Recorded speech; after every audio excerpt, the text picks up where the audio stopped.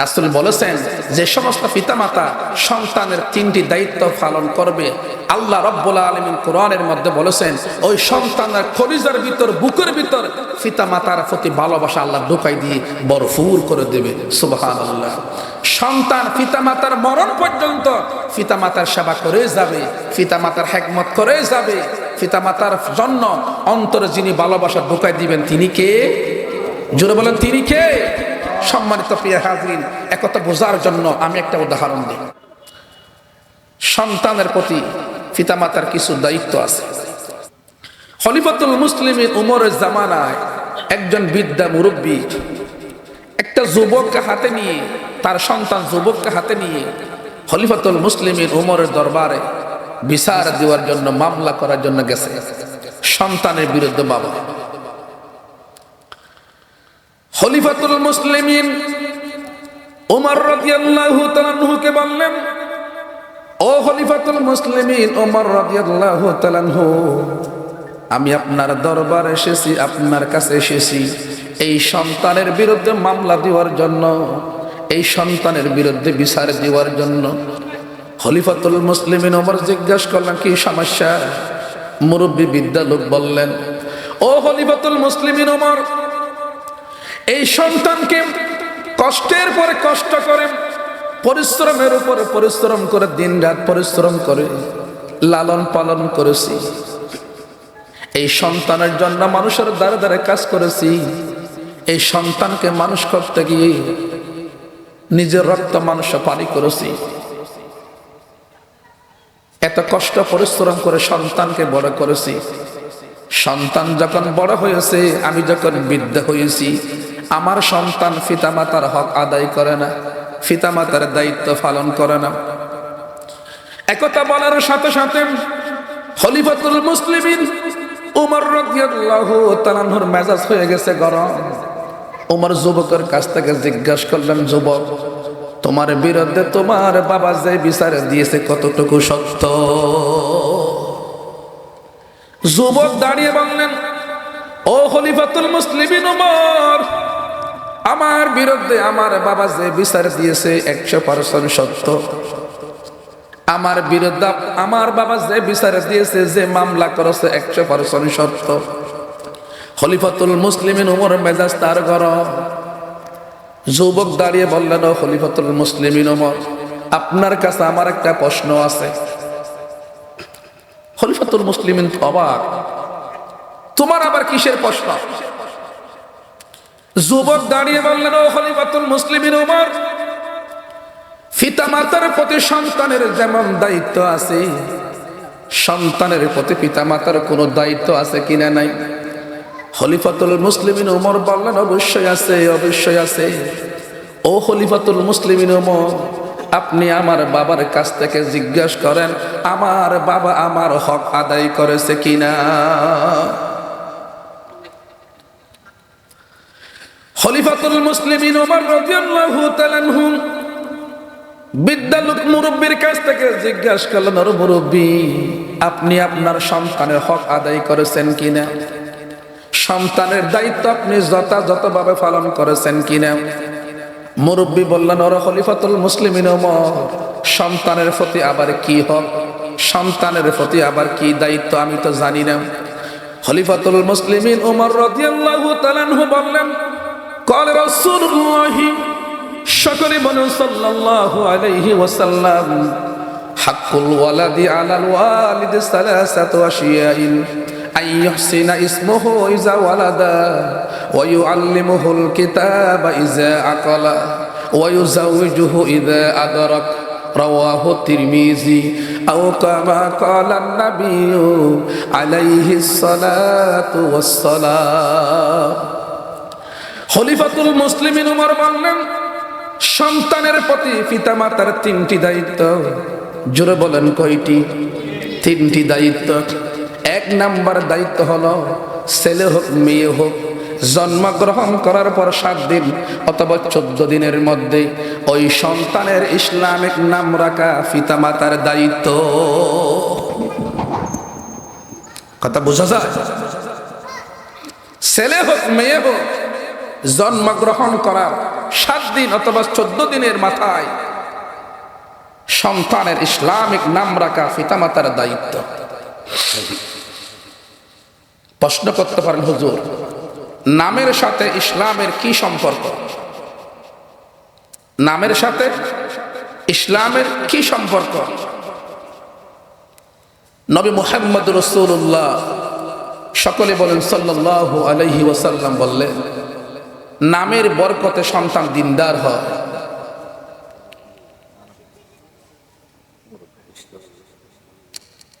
নামের বরকতে সন্তান দিনদার হয়, নামের বরকতে সন্তান আল্লাহওয়ালা হয়, নামের বরকতে সন্তান ফরহেজগার হয়, নামের বরকতে সন্তান আল্লাহর ওলি হয়, নামের বরকতে সন্তান জান্নাতে যাওয়ার একটা সুযোগ থাকে। আল্লাহু আকবার। কথা বোঝা যায়? আল্লাহ রাব্বুল আলামিন কিয়ামতের মাঠের মধ্যে আব্দুল্লাহ বলে ডাক দিবেন।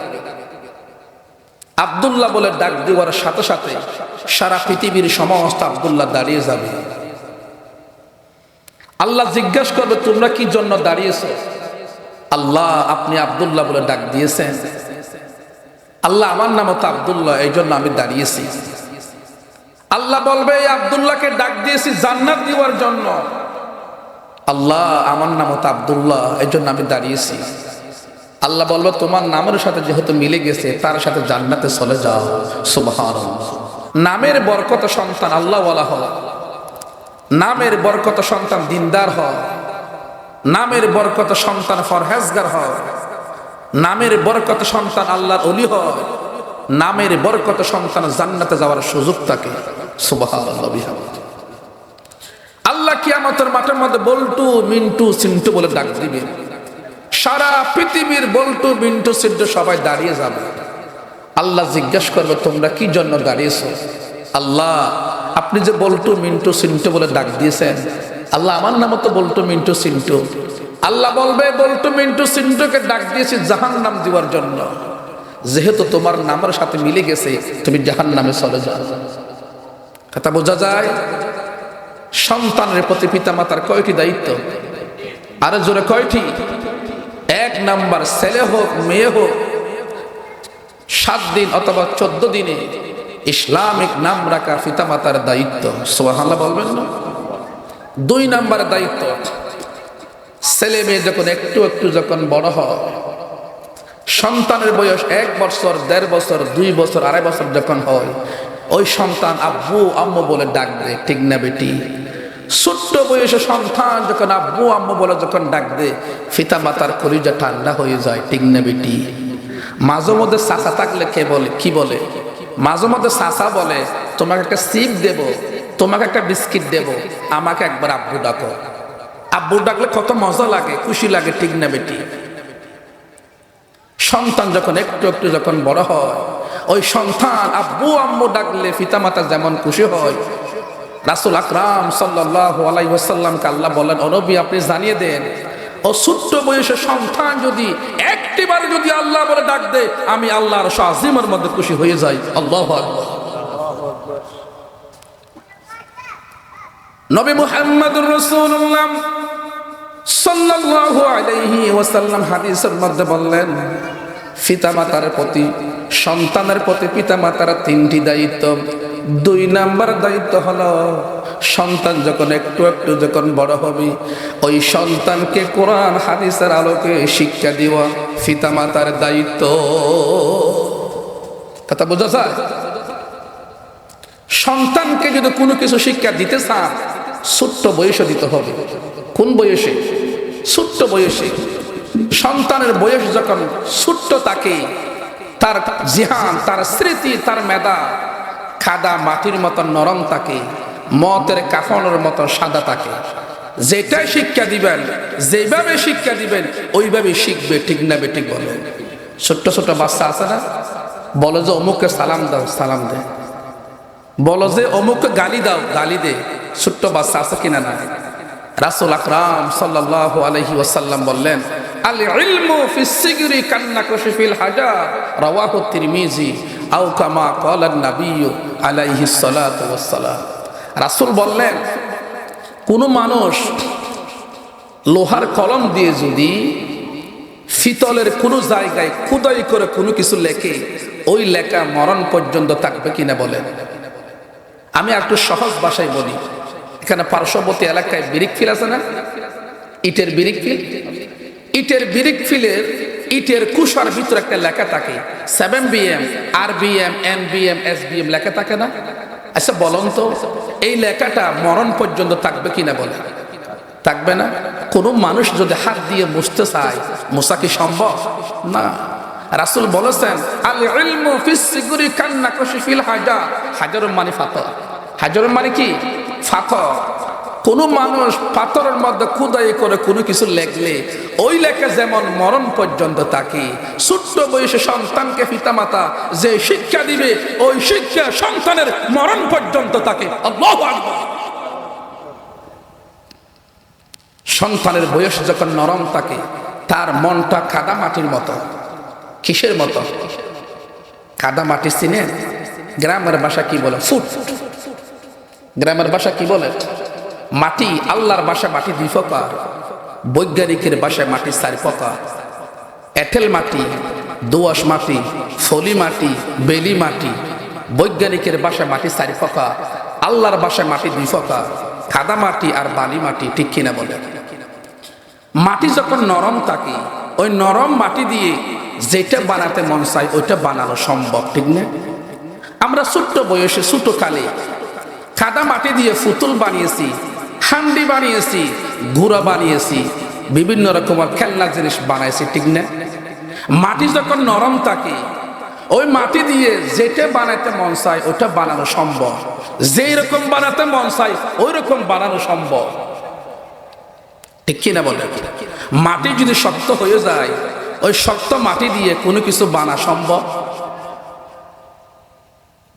মাটি যদি শক্ত হয়ে যায়, ওই মাটি দিয়ে কোনো কিছু বানা সম্ভব না। আপনি যদি জোর করে বানাতে চান, মাটি ভেঙে চুরমার হয়ে যাবে, ঠিক কিনা বলে? রাসূল বলেছেন সন্তানকে যদি কোনো কিছু শিক্ষা দিতে চান ছোট্ট বয়সে শিক্ষা দেন। সন্তানের বয়স যদি বেশি হয়ে যায়, ওই বয়সে সন্তানকে যদি জোর করে কোনো কিছু শিক্ষা দিতে চান, সন্তানের বয়স বেশি হলে জোর করে যদি কোনো কিছু শিক্ষা দিতে চান, মাটি শক্ত হলে জোর করে কোনো কিছু বানাতে গেলে যেমনি ভাবে মাটি ভেঙে চুরমার হয়ে যায়, সন্তানের বয়স বেশি হলে সন্তানকে যদি জোর করে কোনো কিছু শিক্ষা দিতে চান, মাটির মতো আপনার সংসার ভেঙে চুরমার হয়ে যাবে, ঠিক কিনা বলে? আমি কথাটা এখনো বোঝাতে পারলাম না মনে হয়। সন্তানের বয়স যদি বেশি হয়, জোর করে কোনো কিছু শিক্ষা দেওয়া সম্ভব? মাটি যেমন ভেঙে চুরমার হয়ে যায়, সন্তান বড় হলে জোর করে কিছু শিক্ষা দিলে সংসার ভেঙে চুরমার হয়ে যাবে। এই জন্য রাসূল আকরাম সাল্লাল্লাহু আলাইহি ওয়াসাল্লাম বলেছেন, সন্তানের বয়স যখন ছোট্ট থাকে, ছোট্ট বয়সে সন্তানকে কোরআন এবং হাদিসের আলোকে শিক্ষা দাও। প্রশ্ন করতে পারেন, হুজুর কোরআন এবং হাদিসের আলোকে যদি সন্তানকে যদি শিক্ষা দেওয়া হয় কি লাভ হবে? ভারতবর্ষের যুগ শ্রেষ্ঠ আল্লাহ ওলি, যার নাম হল উবাইদুল্লাহ সিন্দি রহমতুল্লাহি আলাইহি, নাম শুনেছেন? ভারতবর্ষের যুগ শ্রেষ্ঠ আল্লাহ ওলি, তিনি জন্মগ্রহণ করেছেন যোগীর করে। যোগী মুসলমান নাকি অমুসলমান? একটু আওয়াজ দিতে হবে। যোগী মুসলমান নাকি অমুসলমান? অমুসলমান। খুব গুরুত্বপূর্ণ কথা, পয়েন্টে পয়েন্টে আকারে আমাকে মাথায় রাখতে হবে, কারণ যেহেতু এই বিষয়ে কথা বলার জন্য আমাকে বলেছে। উবাইদুল্লাহ সিন্দি রহমতুল্লাহ যোগীর করে জন্মগ্রহণ করেছেন। জন্মগ্রহণ করার পরে তার বাবা মৃত্যুবরণ করলেন, মা দ্বিতীয় কোনো স্বামী গ্রহণ করেন নাই। ওই অবস্থায় যদি মা দ্বিতীয় স্বামী গ্রহণ করে, সন্তান বাবার আদর পাবে না, মায়ের আদর পাবে না। উবাইদুল্লাহ সিন্দির মা দ্বিতীয় কোনো স্বামী গ্রহণ করেন নাই। ওই সন্তানের চেহারার দিকে তাকিয়ে নিজের যৌবনকে পানি করে ফেললেন। ওই সন্তানের সুখের জন্য, ওই সন্তানের শান্তির জন্য, ওই সন্তানের মুখের মধ্যে হাসি ফোটার জন্য ওই সন্তানের পেটে বাদ দেওয়ার জন্য উবাইদুল্লাহ সিন্দির মা মানুষের বাড়িতে বাড়িতে কাজ করেছে, জমিনের মধ্যে কাজ করেছে, মানুষের বিল্ডিং বাড়ির মধ্যে বউয়ের কাজ করেছে, কেবলমাত্র সন্তানের সুখের জন্য, সন্তানের শান্তির জন্য, সন্তানের পেটে বাদ দেওয়ার জন্য, সন্তানের চেহারার মধ্যে হাসি ফোটার জন্য এত কষ্ট পরিশ্রম করেছে। উবাইদুল্লাহ সিন্দির বয়স যখন 14 বছর, মতান্তরে যখন 15 বছর যখন বয়স হয়েছে, কালিমা পড়ে মুসলমান হয়ে গেছে। জোরে বলেন কি হয়ে গেছে? কালিমা পড়ে মুসলমান হয়ে গেছে। মুসলমান ধর্মের মধ্যে চলে গিয়ে মুসলমানের মাদ্রাসার মধ্যে ভর্তি হয়েছে। মুসলমানের মাদ্রাসার মধ্যে ভর্তি হয়ে কোরআন এবং হাদিসের আলোকে লেখাপড়া করতেছে। করতে করতে 4-5 বছর যখন পড়ালেখা করেছে, কিতাবের মধ্যে পাওয়া যায় পিতা মাতা যদি কাফের হয়, পিতা মাতা যদি মুশরিক হয়, পিতা মাতা যদি ইহুদি হয়, পিতা মাতা যদি হিন্দু হয়, পিতা মাতা যদি নাস্তিক হয়, পিতা মাতা যদি বেঈমান হয়, এরপর পিতা মাতার সেবা করা ফরজ, পিতা মাতার সেবা করা ফরজ, পিতা মাতার সেবা করা ফরজ। আল্লাহু আকবার। কিতাবের মধ্যে পেতে দেরি, বাড়ির মধ্যে আসতে দেরি করে নাই। বাড়ির মধ্যে সে দরজার মধ্যে টোকা দিচ্ছে, মা আসো কিনা বাড়িতে। ভিতর থেকে আওয়াজ দিচ্ছে, তুমি কি? বলছে, আমি তোমার একমাত্র সন্তান উবাইদুল্লাহ সিন্দি রহমতুল্লাহি আলাইহি। মা বলল, তুমি কি জন্য এসেছো? মা, তোমার সেবা করার জন্য এসেছি রে মা। মা, আমি তোমার খেদমত করার জন্য এসেছি। এই মুহূর্তে তোমার কি প্রয়োজন বলো। মার মেজাজ তো গরম। মা দরজা খুলে হাত পা থেকে জুতা নিয়ে উবাইদুল্লাহ সিন্দিকে মারতেছে। মা বলল, তুমি জন্মগ্রহণ করার পরেই তোমার বাবা মৃত্যুবরণ করেছে, আমি দ্বিতীয় কোনো স্বামী গ্রহণ করি নাই। তুমি মায়ের আদর হারাবে, বাবার আদর হারাবে। তোমার সুখ শান্তির জন্য মানুষের দ্বারে দ্বারে কাজ করেছি, মানুষের বাড়িতে বাড়িতে কাজ করেছি, জমিনের মধ্যে কাজ করেছি, তোমার ফেটে বাদ দেওয়ার জন্য, তোমার সুখের জন্য, তোমার চেহারার মধ্যে হাসি ফোটার জন্য এত কষ্ট করেছি। তুমি আজকে যখন টাকা পয়সা ইনকাম করা বয়স যখন হয়েছে, আমার ধর্ম ছেড়ে দিয়ে মুসলমান ধর্মের মধ্যে চলে গেছো, আবার নাটক করার জন্য আমার কাছে আসছো। উবাইদুল্লাহ সিন্দির মা ফা থেকে জুতা নিয়ে মারতেছে। কাকে? উবাইদুল্লাহ সিন্দি রহমতুল্লাহি আলাইহি। মারতে মারতে মায়ের হাত থেকে যখন জুতা মাটির মধ্যে পড়ে গেছে, উবাইদুল্লাহ সিন্দি রহমতুল্লাহি আলাইহি মাটি থেকে জুতা হাতের মধ্যে নিয়ে মায়ের হাতের মধ্যে তুলে দিয়েছে। আল্লাহু আকবার। মা তো অবাক। কোন সময় সন্তানকে যদি মা বেত দিয়ে যদি পিঠায়, মায়ের সাথে রাগ করে, বেত ভেঙ্গে ফেলে মায়ের সাথে রাগ করে। আজকে জুতা দিয়ে এমন ভাবে মারতেছি, হাত থেকে জুতা মাটির মধ্যে পড়ে গেছে, মাটি থেকে জুতা হাতে নিয়ে আমার হাতের মধ্যে তুলে দিছে। হাতের মধ্যে তুলে দেওয়ার সাথে সাথে মায়ের কলিজার মধ্যে ঈমানের ধাক্কা লেগে গেছে। আল্লাহু আকবার। উবাইদুল্লাহ সিন্দি চলে গেছে মাদ্রাসায়। ফরের মাসের মধ্যে উবাইদুল্লাহ সিন্দি রহমতুল্লাহি আলাইহি বাড়ির দরজার সামনে এসে টোকা দিচ্ছে, মা বাড়ির মধ্যে আসো কিনা বলো। ভিতর থেকে আওয়াজ দিচ্ছে, তুমি কে? সন্তান বলল, তোমার একমাত্র সন্তান, তোমার সেবা করার জন্য এসেছি, তোমার খেদমত করার জন্য এসেছি। ও মা, তোমার কি প্রয়োজন আমাকে একটু বলো। উবাইদুল্লাহ সিন্দির মা ফা থেকে জুতা হাতের মধ্যে নিয়ে দ্বিতীয়বার বলে আবার যখন মারতেছে, মারতে মারতে হাত থেকে জুতা যখন মাটির মধ্যে যখন পড়ে গেছে, উবাইদুল্লাহ সিন্দি রহমতুল্লাহি আলাইহি মাটি থেকে জুতা হাতের মধ্যে নিয়ে মায়ের হাতের মধ্যে তুলে দিয়েছে। আল্লাহু আকবার। মায়ের হাতের মধ্যে জুতা তুলে দেওয়ার সাথে সাথে মা উবাইদুল্লাহ সিন্দির হাত ধরে ফেললেন। উবাইদুল্লাহ সিন্দির হাত ধরে জিজ্ঞাসা করলো, বাবা, আমি তোমাকে জুতা দিয়ে এমন ভাবে মারতেছি, মারতে মারতে মাটির মধ্যে জুতা পড়ে গেছে, মাটি থেকে জুতা হাতের মধ্যে নিয়ে আমার হাতের মধ্যে তুলে দিচ্ছ। এত সুন্দর চরিত্র, এত সুন্দর ব্যবহার, এত সুন্দর আখলাক তোমাকে কে শিক্ষা দিয়েছে বলো। উবাইদুল্লাহ সিন্দি রহমতুল্লাহ আলাইহি বললেন, মা, যে কালিমা গ্রহণ করে মুসলমান হয়েছি, যে কালিমা পড়ে মুসলমান হয়েছি, মুসলমান হওয়ার কারণে তোমার কাছে আজকে জুতার বাড়ি কাচ্ছি। ওই মুসলমান ধর্মের কিতাবের মধ্যে আছে, মুসলমান ধর্মের কিতাবের মধ্যে আছে, পিতা মাতা যদি কাফের হয়, পিতা মাতা যদি মুশরিক হয়, পিতা মাতা যদি ইহুদি হয়, পিতা মাতা যদি বেঈমান হয়, পিতা মাতা যদি হিন্দু হয়, পিতা মাতা যদি খ্রিস্টান হয়, এরপরে পিতা মাতার সেবা করা ফরজ, পিতা মাতার সেবা করা ফরজ, পিতা মাতার সেবা করা ফরজ। আল্লাহু আকবার। উবাইদুল্লাহ সিন্ধির মা বলেন, একটু অপেক্ষা করুন, আমি একটু ভিতরে থেকে আসি, আমার জন্য 5টা মিনিট অপেক্ষা করো।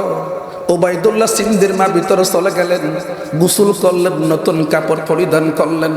উবাইদুল্লাহ সিন্ধির মা বললেন, যেই কালিমা পড়ে তুমি মুসলমান হয়েছো, ওই কালিমাটুকু আমাকে পড়িয়ে দাও। লা ইলাহা ইল্লাল্লাহু মুহাম্মাদুর রাসূলুল্লাহ সাল্লাল্লাহু আলাইহি ওয়াসাল্লাম। মা এখন কি হয়েছে? মুসলমান হয়েছে। বলেন না, কি হয়েছে? মুসলমান হয়েছে। এখন মা দোয়া করলে কবুল হবে কিনা? 3 শ্রেণী মানুষের দোয়া কবুল হয়। জোরে বলেন, কয় শ্রেণী? 3 শ্রেণী মানুষের দোয়া কবুল হয়। তার মধ্যে একজন হলো মা। একজন কে? পিতা মাতা। দোয়া করলেই কবুল, বদদোয়া করলেই কবুল।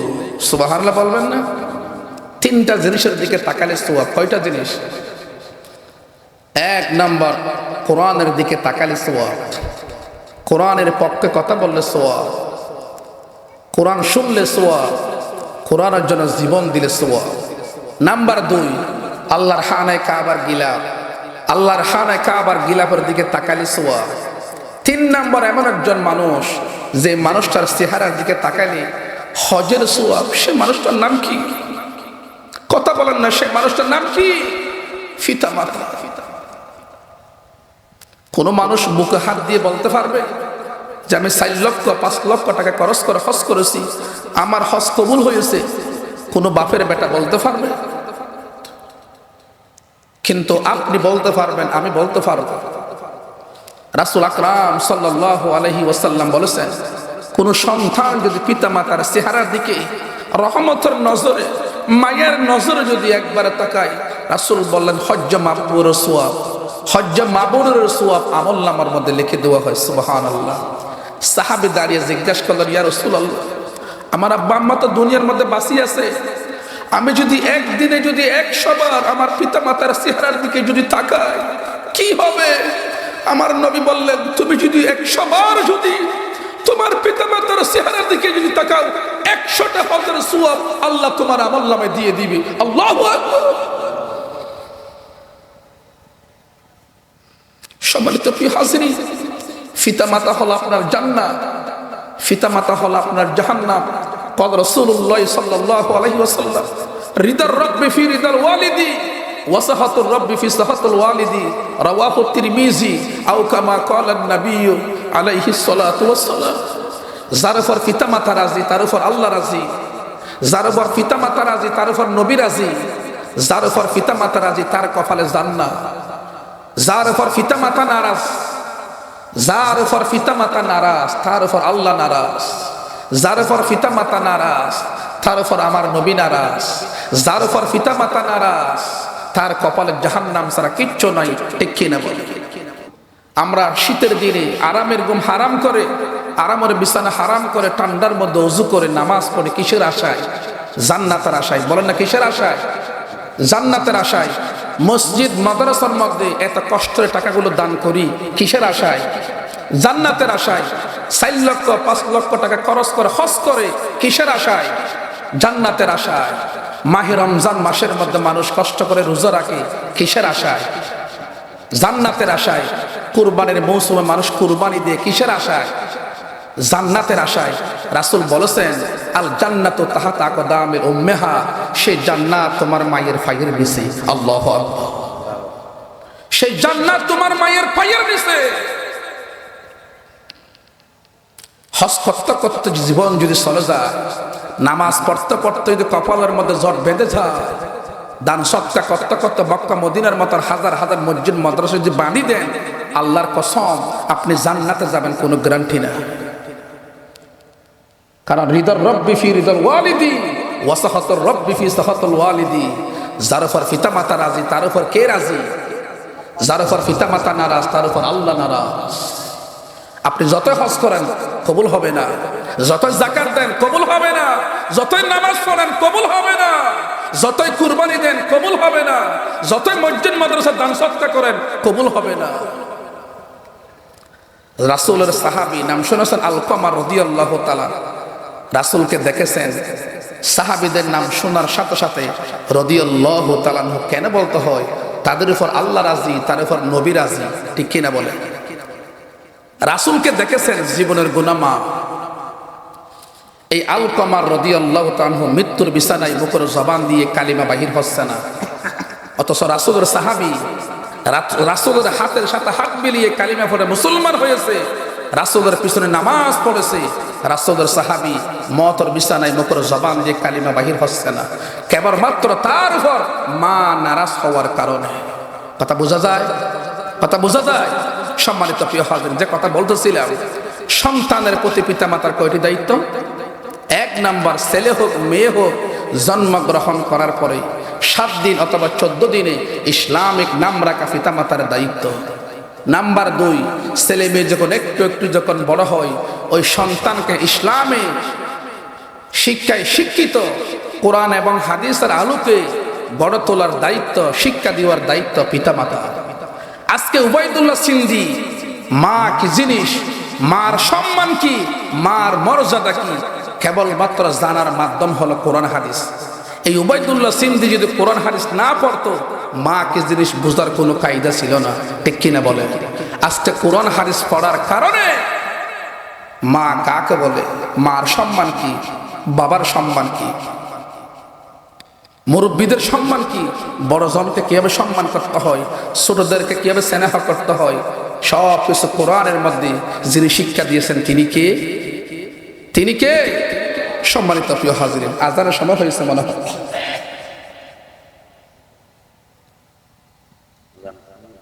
পিতামাতার প্রতি, সন্তানের প্রতি পিতামাতার 3টি দায়িত্ব। ইসলামিক নাম রাখা পিতামাতার দায়িত্ব, কোরআন হাদিসের আলোকে গড়ে তোলার দায়িত্ব পিতামাতার। 3 নাম্বার দায়িত্ব হলো ছেলে মেয়ে যখন বিবাহের উপযুক্ত হবে, জোরে বলেন কিসের উপযুক্ত?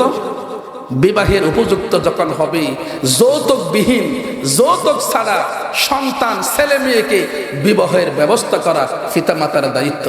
রাসূল আকরাম সাল্লাল্লাহু আলাইহি ওয়াসাল্লাম বলেছেন, যে সমস্ত পিতামাতা সন্তানের এই 3টি দায়িত্ব পালন করবে, রাসূল বললেন, আল্লাহ রাসূলকে জানিয়ে দিয়েছেন, ও নবী আপনি জানিয়ে দেন, ওই সন্তানের বুকের ভিতর, ওই সন্তানের হৃদয়ের ভিতর আল্লাহ বলে পিতামাতার ভালোবাসা ঢুকা দিয়ে ভরপুর করে দেন। যদি বুঝে থাকেন আমাকে হাজিরা দেন। সন্তানের প্রতি পিতামাতার দায়িত্ব কয়টি?